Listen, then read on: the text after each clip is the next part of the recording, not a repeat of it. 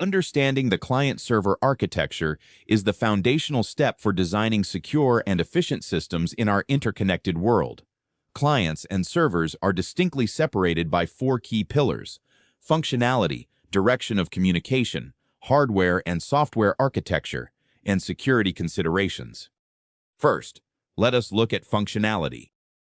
Clients, which are the devices in the hands of the users, are primarily focused on presentation, user interface, and initiating requests. Their ultimate goal is to deliver a smooth, responsive, and user-friendly experience. Servers, on the other hand, operate behind the scenes.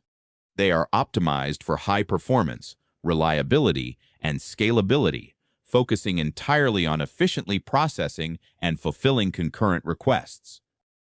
The second major distinction is the direction of communication. In this architecture, the cycle always begins with the client. The client initiates communication by sending a specific request to the network. The server listens, processes the request, and responds by delivering the precise data or service back to the client. This dynamic flow forms the absolute basis of modern networked applications. Third, we have hardware and software infrastructure. Clients are typically end-user devices with localized computational power, such as personal computers, smartphones, or tablets. Servers, however, are backend powerhouses. They are robust machines or highly advanced software applications built to handle thousands of requests simultaneously.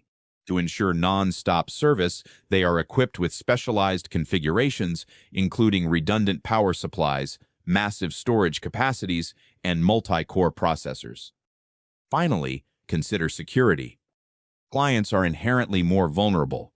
Because they connect to diverse networks and interact with untrusted sources, they require constant local defense. Servers, by contrast, implement centralized protection. They employ rigorous security layers, such as advanced authentication, heavy encryption, and strict firewalls to protect sensitive data and maintain service integrity. In conclusion, clients request and servers respond.